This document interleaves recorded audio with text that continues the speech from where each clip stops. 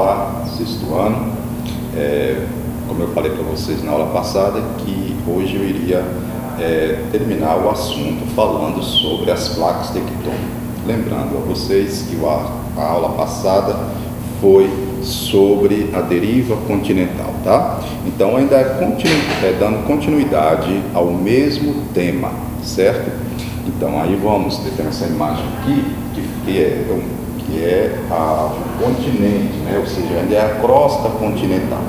E a crosta continental, muitas vezes, ela aparece de duas formas, né?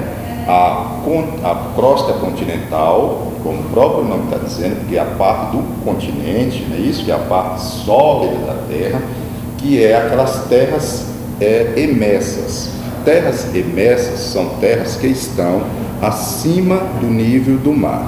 E temos também a crosta oceânica, que é aquelas terras imersas, ou seja, que são terras que estão abaixo do nível do mar, tá? Então, vocês podem estar perguntando, professor, qual é a diferença entre terras imersas e terras emersas? Uma é com a palavra e a outra I. Com a letra, na verdade, a letra E, né, terras imersas, é essa que é a parte que está acima do nível do mar, tá? Onde nós moramos, pisamos, nos locomovemos de um lado para outro. Então é a crosta continental, como o próprio está dizendo, é a dos continentes, que é a parte sólida.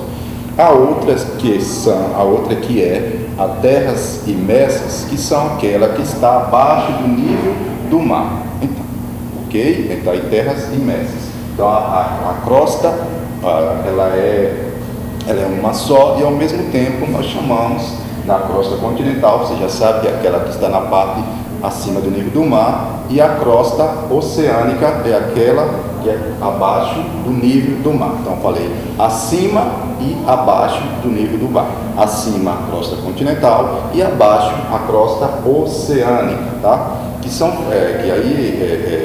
uma sofre mais elevação, pressão, está mais baixa do que a outra, ok? A mesma coisa, então aqui já falando dessa parte continental, então espero que vocês tenham entendido, né?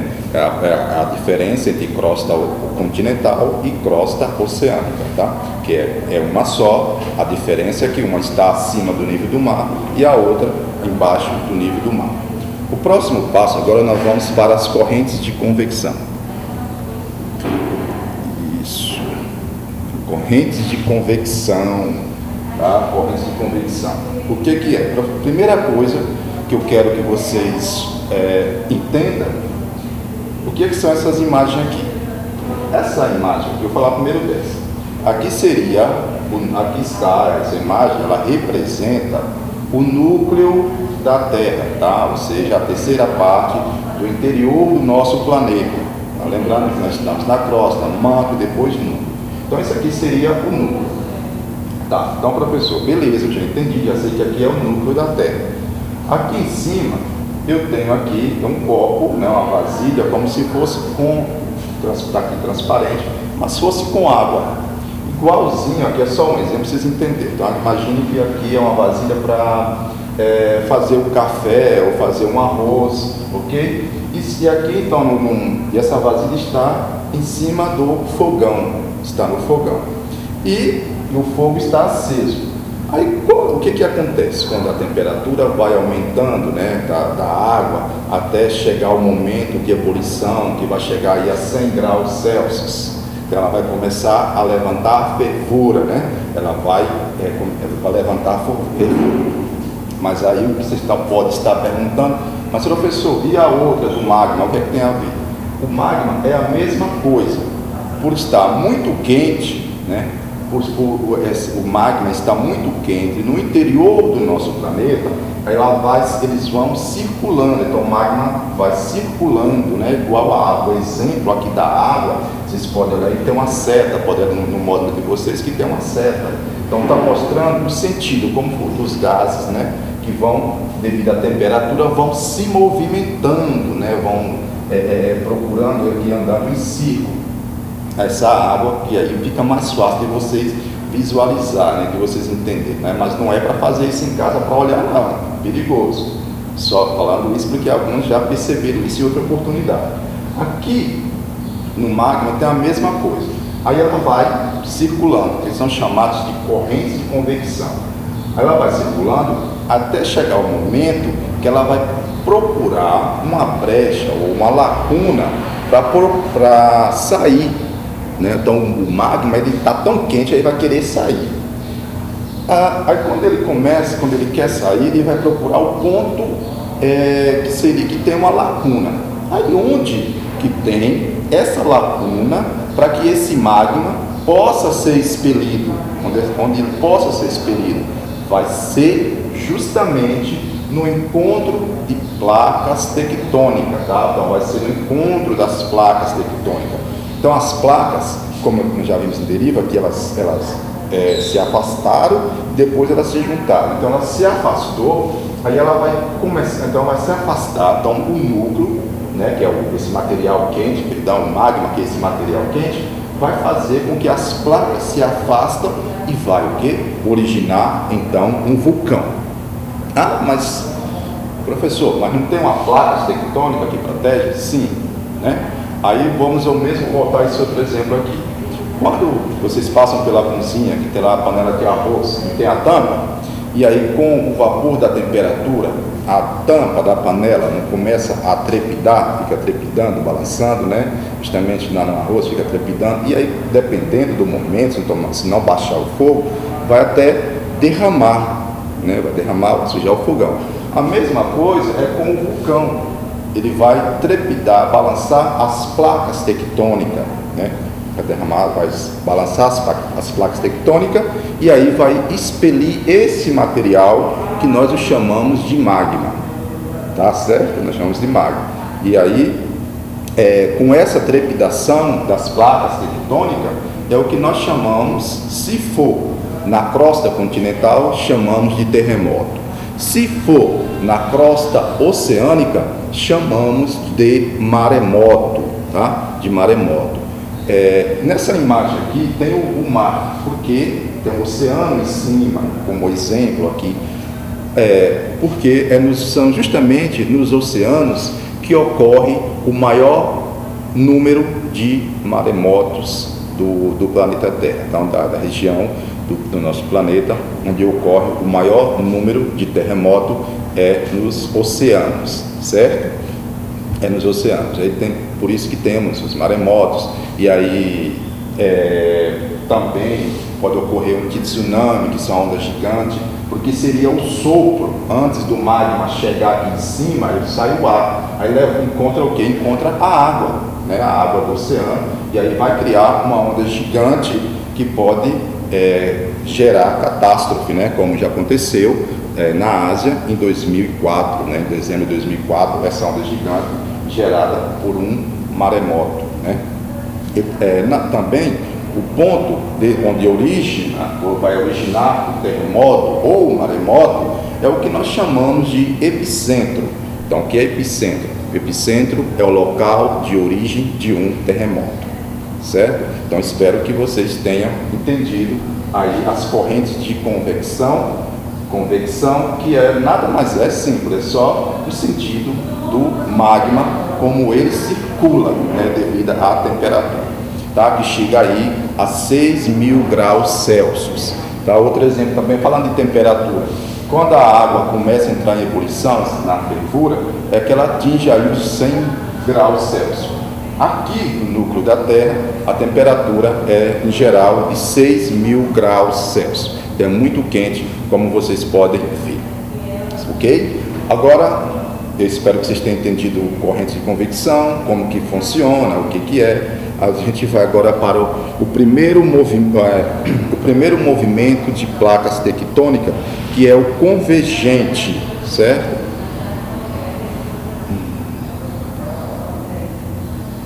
Opa, só um minuto. Isso. Esse é o convergente. Quer dizer o quê? Que as placas elas têm o mesmo sentido, tá? Ou seja, elas caminham na mesma direção, tá? Como vocês podem ver, nessa aqui tem uma seta verde aqui, que representa a placa A, e essa aqui, no mesmo sentido, ó, no mesmo sentido da outra, que é a placa B, então vem no mesmo sentido. Então, quando isso acontece, ela recebe esse nome de limites convergentes. Okay? Então, limites convergentes é quando as placas tectônicas procuram o mesmo sentido. E aí, ou seja, ela vem na mesma direção. Vou pegar um exemplo aqui de um veículo, né? 2 carros, né? Vem na mesma mão. O que acontece? Vão se chocar, né? Um vai bater de frente com o outro. É bem parecido isso. Então essa placa, ela vem e vai chocar uma na outra, que é o convergente. Então aí quando ela se toca, né? Choca uma na outra, vai acontecer a mesma coisa, vai causar um tremor. E aí esse tremor chamamos de terremoto, tá? Chamamos de terremoto. Outro fator também causado pelas placas tectônicas com esse sentido de convergente está atrelado às formas de relevo, ok? A forma de relevo, porque as placas tectônicas, apesar de estar a vários quilômetros de distância daqui de onde nós estamos para baixo, mas ela modifica. Como eu falei, no movimento de convergente, que ela tem o mesmo sentido, uma pode entrar, né, cavar para debaixo da outra. Então, quando isso acontece, ela vai levantar a outra placa. Aí, com esse levantamento, é o que nós chamamos de montanhas, né, que é as montanhas. Então, por quê? Porque vou pegar exemplo aqui.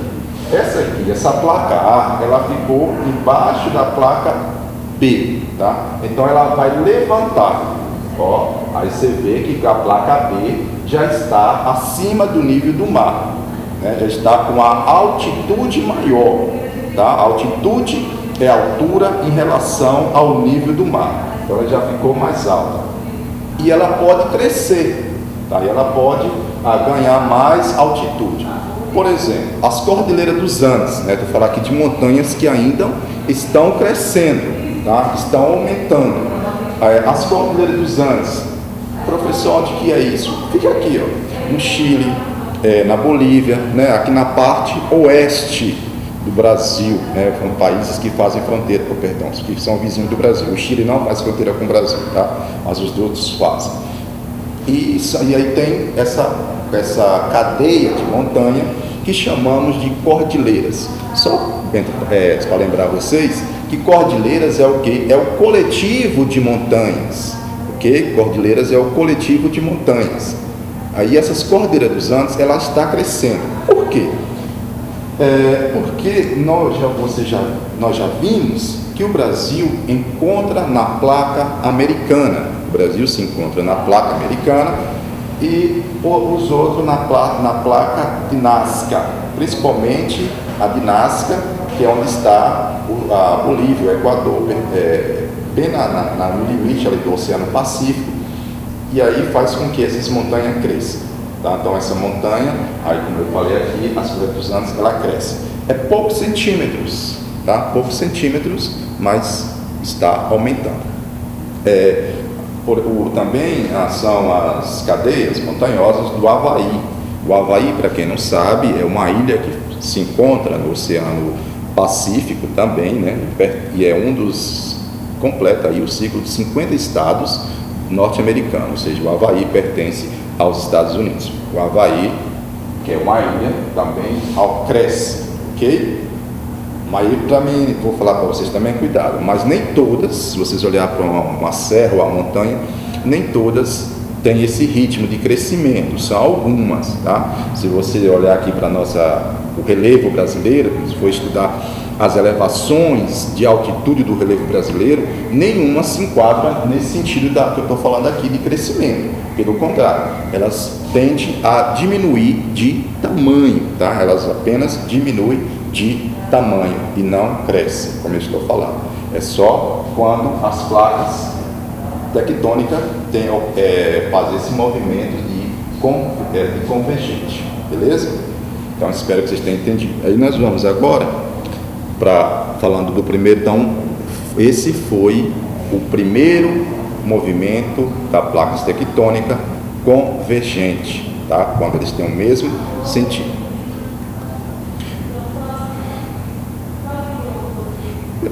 Aqui, só para quem está na aula, aqui está as principais placas tectônicas, tá? Vocês podem estar acompanhando aí. O que eu queria aproveitar aqui dessa imagem é mostrar para vocês os limites, né? Ou seja, nessa linha vermelha aqui são os limites que se afastam, né? Ela pode se afastar ou que é divergente, ou encontrar uma com a outra que seria convergente. Tá? Então vocês, quando estiverem olhando no livro, na imagem de vocês aí, lá na página 31, você já consegue ver melhor. Quando vocês veem essas duas setas juntas, como é o caso aqui dessa placa aqui, aí é convergente. Ó, essa outra aqui, ela tem o que? Sentidos diferentes. Aí, aqui é convergente, aqui é divergente, né? Sentido diferente. Aqui está o Oceano Pacífico. O Oceano Pacífico, você vê que tem todo esse círculo aqui, essa linha avermelhada aí é o que? Aí é o círculo, é conhecido mundialmente como Círculo de Fogo, tá? É conhecido mundialmente como Círculo de Fogo. Mas por que essa borda, essa linha vermelha aqui, ó, do Oceano Pacífico, é conhecido como Círculo de Fogo? Isso porque ocorre vulcões a todo momento, né? Ocorre vulcões a todo momento. Até durante a nossa aula agora, que nós estamos aqui assistindo esse vídeo dessa aula, falando sobre esse assunto, pode estar acontecendo vulcão lá em alguma área do Oceano Pacífico, que é conhecido Círculo de Fogo. Convergentes. Opa, já foi. Epa. Então, saindo do movimento de convergentes, de placas tectônicas, nós vamos falar dos movimentos divergentes, ok? Ó, divergentes, então, que é olhando para a seta, né? Fica mais fácil de você entender, né? O convergente, então, o mesmo sentido, divergentes, sentidos opostos, tá? Isso quer dizer que quando a placa tectônica ela procura caminhos diferentes, se desloca em direção oposta de uma da outra, tá? Então, quando é divergente, é porque ela tem caminhos opostos, tá? Opostos de uma da outra. Então, aqui eu tenho a placa A e a placa B. Aí, o que vai acontecer? No meio do seta, que a placa A veio nesse sentido e a placa B naquele outro sentido. No meio, você vê que tem um espaço. Esse espaço aqui, entre as duas placas tectônicas, é o que chamamos de fenda geológica. Tá? Fenda geológica é aquela se abre, vou falar outra linguagem, o chão, né? Se imagine, você está no chão, de repente o chão abrir, né? Alguém ficou de um lado e o outro de um outro lado e não pode passar, porque está aberto, né? E aí abriu como se fosse um buraco enorme. Aí chamamos de fenda geológica. Isso já aconteceu muito no passado, e futuramente, professor, pode acontecer? Sim, futuramente também pode acontecer. Ainda existe fenda geológica? Existe sim. Essa fenda aqui, essa foto aqui em azul, é a fenda geológica de Santo Andreas. Ela se localiza nos Estados Unidos, tá? Nos Estados Unidos. Aqui é só um desenho, mas aqui seria uma foto da realidade, tá? Ficou meio diferente, assim, não dá para entender melhor, mas explicando que aqui seria, né, na realidade, lá nos Estados Unidos, né? Aqui é uma fenda geológica causada pelas placas tectônicas, ou seja, pelos movimentos de placas tectônicas que chamamos de convergentes, ok? E quando isso acontece, tem esse nome de fenda geológica.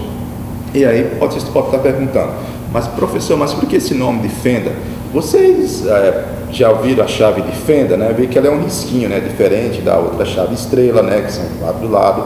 Então, quando você vê uma chave de fenda, ela se encaixaria direitinho aqui nesse espaço, né? Então, ali a fenda geológica é homenagem também à fenda, ao espaço gerado pelo o movimento das placas tectônicas divergentes, ok? Então aí está um dos dois movimentos de placas tectônicas.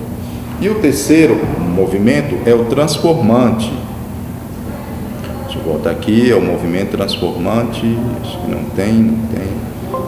Não apareceu aqui, ok?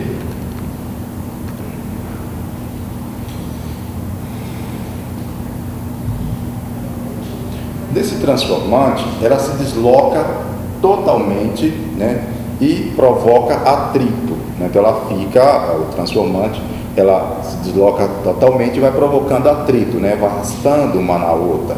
E aí, aqui nós sentimos aqui na Terra, através de quê?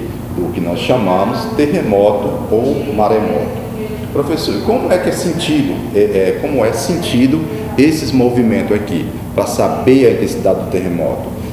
A intensidade do terremoto, para isso existe um aparelho que é o sismógrafo, que é chamado de escala Richter, tá? Que é a escala Richter, que é assunto para a nossa próxima aula, que vamos falar de terremoto.